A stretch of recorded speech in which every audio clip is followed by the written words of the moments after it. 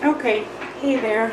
I know I don't talk much, and I really never talk about supplies and stuff, but I have gotten lately really into doing a lot of the faces. And here's a face I started here. This is just basically outlined with a graphite pencil. And then I used some white gesso in here and just a little bit of a light yellow paint.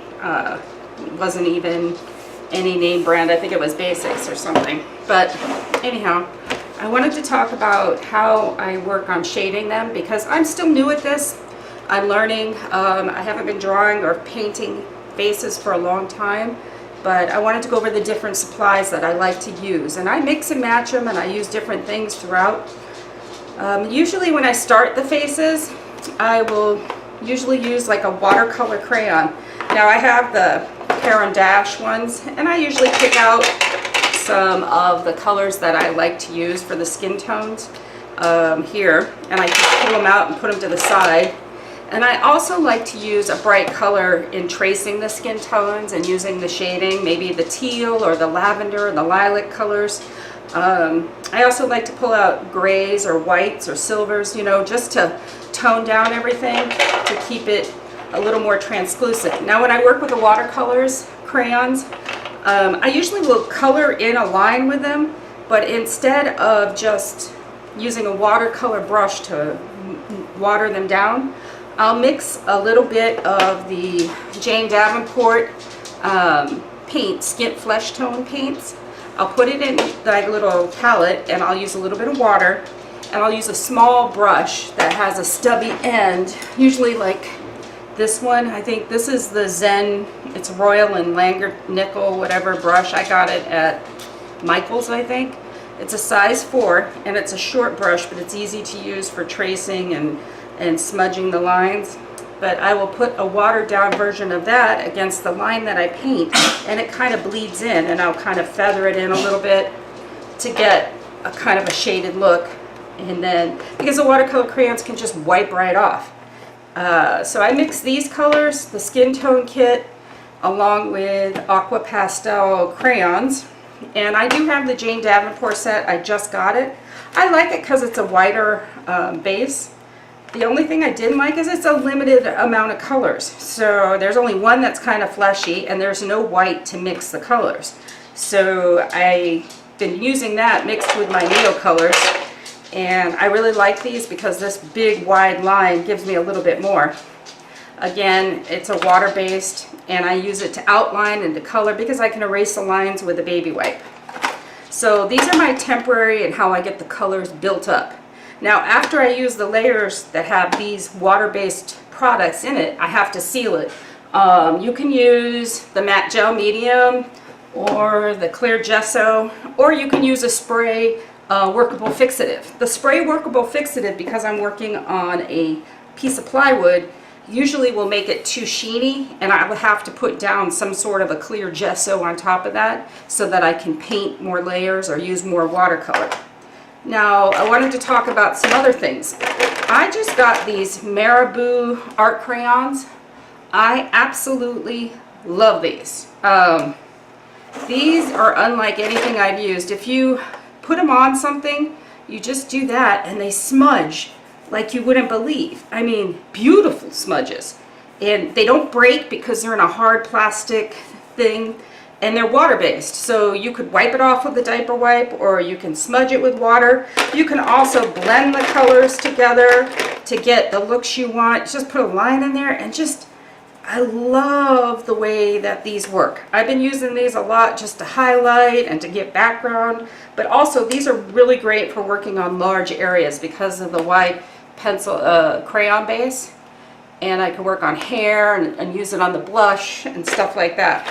I don't have all the colors, but as you can see, they seem to have a good variety. I didn't get the kit that has the white, the black, the red, and I think it has white, black, red, and blue or something.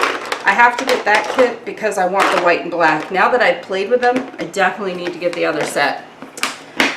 So here's the colors that I do have. I like to keep a little sample piece. The other thing that I do use a lot is the Neocolor 1. Now I know everybody always talks about the Neocolor 2 because they're water soluble. These Neocolor 1 are water resistant, but they do work with solvents, and you can use a solvent to get the colors to mix, and it becomes, these are oil pastels. They do have a wax base to them, so they do have a little bit of waxy, but anything you do on these is permanent, meaning it does not come off. Now if you want, you can smudge these because they have a oil pastel type base. They do smudge. They will work really well. I like to use these for outlining and shading, and if I don't like what I did, sorry, I should have had this out, you can take a Q-tip or a paintbrush and use Gamsol. I use this, and this will definitely make this become a oil-based type product. So if I just dip the brush in here, I'll just give you a little sample. If I put it on there, you'll see that it takes a minute, but the color becomes workable and it becomes like a paint. And I actually love using this for outlines or just to maybe get some blending in there. But as you can see, once you wet it with the Gamsol, you can also erase it. So these are what I use when I'm shading and getting the bases down for my faces. It seems like a lot because I don't use all of these in everything. I will tell you that I use a lot of the skin tone colors, which is frustrating because I'll use these two up probably quicker than anything in everything. Then after I'm done with all the shading and getting the gradient colors the way I think I want them, I'll make sure everything is sealed and done. Then I will take my pencils. Now I have every brand of pencil sets because I was into coloring way before and drawing before I was into painting. And these are the Luminance, and I like these because they have a light fastness, meaning they are permanent, so they won't fade away over time when you use them. These are beautiful to use, and I keep them sharp. I will sharpen them and use them, but they're great for using for your detail work. And these are an oil based sorry, I can't think, pencil, and these are gorgeous. These are the pencils I go to most frequently when I'm doing the detail work, the shading around the eyes and getting the details for the iris and the nose. And then I will use other crayons that are smudgeable and or paints that will, you know, be more permanent. But these are great to bring down, say you get a line in here that's too dark and you're not happy with the way it's bleeding into the white that you put under the brow. Because of the way these work, when you go in, they'll shade, but they'll still have the colors bleed through, and they won't leave a waxy finish on the top. Unlike the Prismas, which I do love, if I'm just drawing, they're great, but they tend to leave waxy buildup. So I don't say everybody needs to go out and buy these because they're expensive. You can use any kind of pencils. I just tend to like these, and again, because they're an oil pastel in the crayons and the pencils, you can use a solvent to make them workable. So I know this seems like a lot, but I'm just trying to show you some of the things that I use when I make my faces. Again, I usually will make my background first, then I'll draw a sketch with the graphite pencil, maybe use white gesso or just go ahead and use a sheer bit of the paint that I'm going to use on the face. Because if I use white gesso, I have to let it sit for a while because it will peel up very easily if I'm going to use a lot of water-based products. You have to be careful because you'll get the whole thing to lift up, and I don't want that to happen. So I try to be really cautious on what I put on it and not to use too much water in the faces. Unless I'm going to build it up with watercolor, then seal it, and then put paint on top.